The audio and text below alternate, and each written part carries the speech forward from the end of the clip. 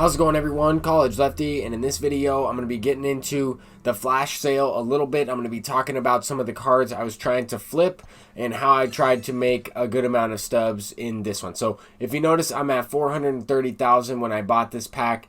Dropped me down to 400. That is after purchasing some of the cards that I wanted to back for my team. So I purchased Eric Gagne, I purchased Rob Dibble. Those are two cards that I recently sold, and now I pulled Eric Gagne out of a pack.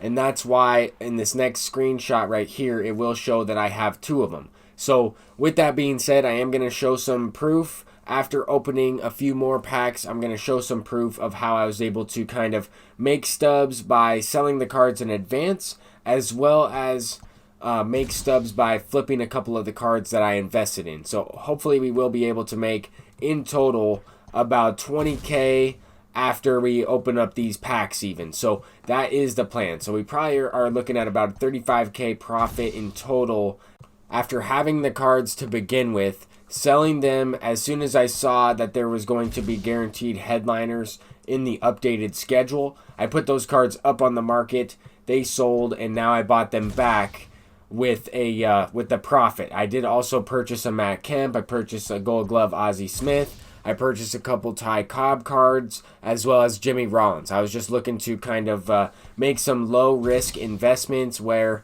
I would not necessarily lose out on a lot of stubs, but I also bought a couple Rob Dibbles. I have 4 Rob Dibbles, and 3 of them I'm willing to sell. So that's why I have like no stubs at all while I'm opening up some of these packs. But I figured, if my math is correct, I should be able to get back up over 450,000 after selling everything back. So I started with 430 after buying all the cards I wanted to.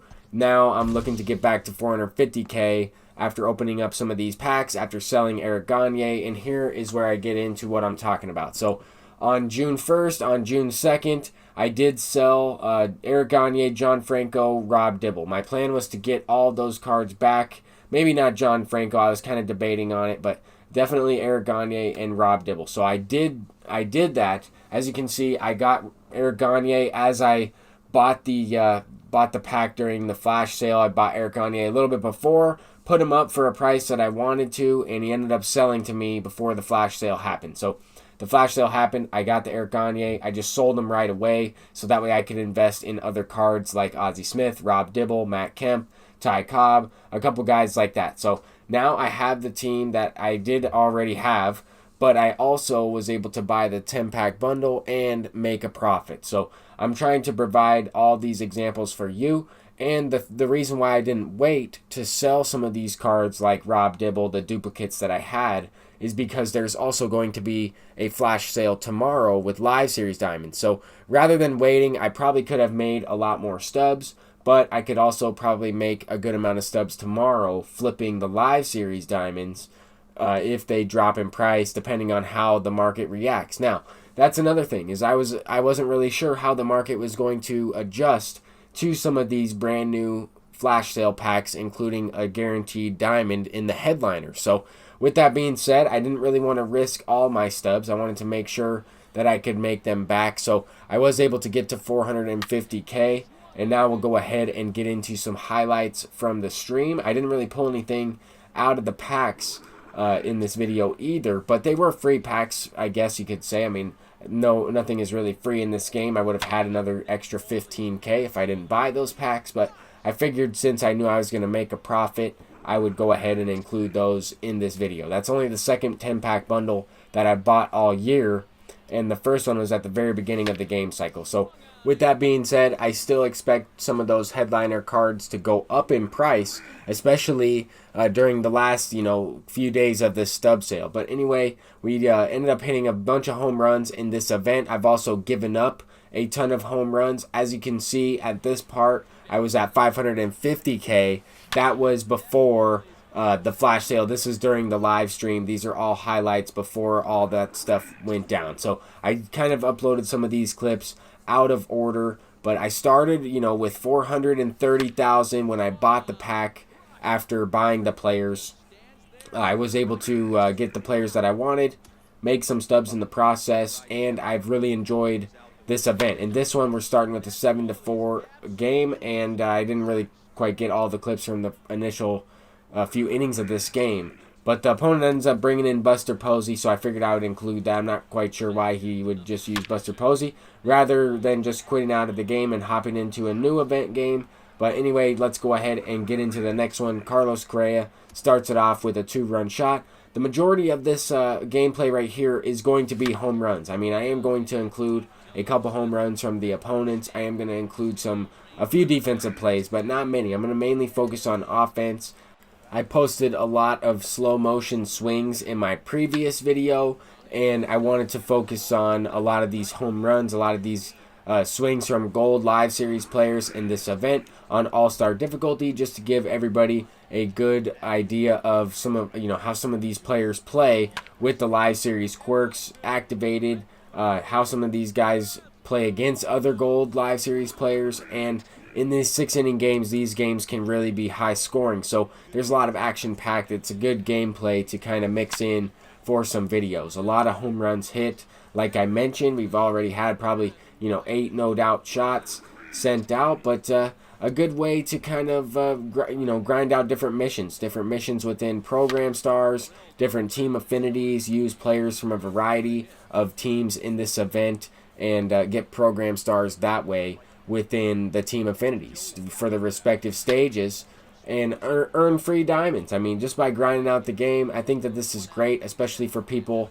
that may have just got the game recently. It might be going on sale here pretty soon. So with the stub sale going on, I was really curious to see how the market would be reacting. But also, I mean, for people that are just new to the game, they should be able to participate in an event like this. So I think that this is pretty cool with all the stuff going on. There's a ton of content in MLB The Show 20.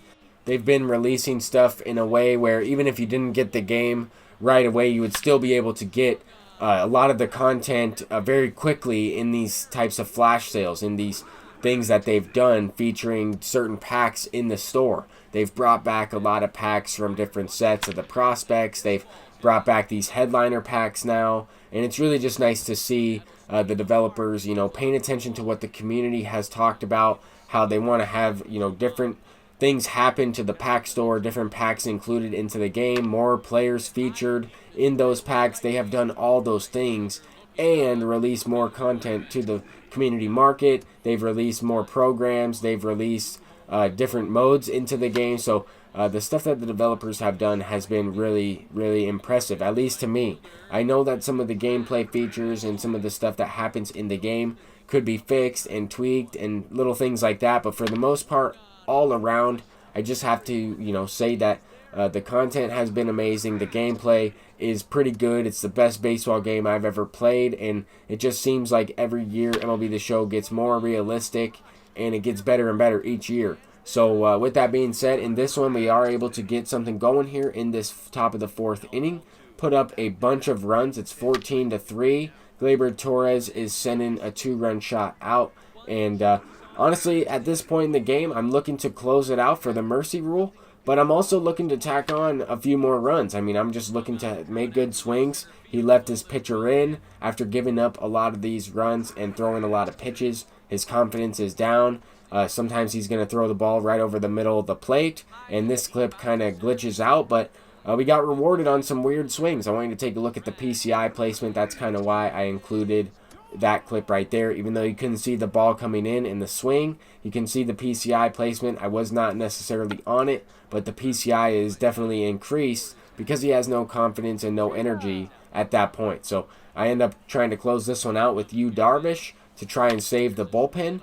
Now might be a really good time for me to get into some BR now that they have new rewards. The cards are inflated for 12-win diamonds due to the stub sale. I want to get in some viewer games as well, so I'm going to try to get in as many things as possible during the live stream for the YouTube videos. I'm trying to get the brand new content that's going to be released upcoming here on Friday. I'm also looking to make some more stubs with the flash sale happening tomorrow as well. So with all those things being said, Matt Olson was the player of that last game. He ends up going 4 for 4 with 4 home runs and 7 RBIs. So I thought that was pretty crazy. We have an 11-run 4th inning in that game right there. So Adalberto Mondesi did hit 2 home runs against me in that one, but we have 21 hits, scored 19 runs, and we're at 38 wins for this event.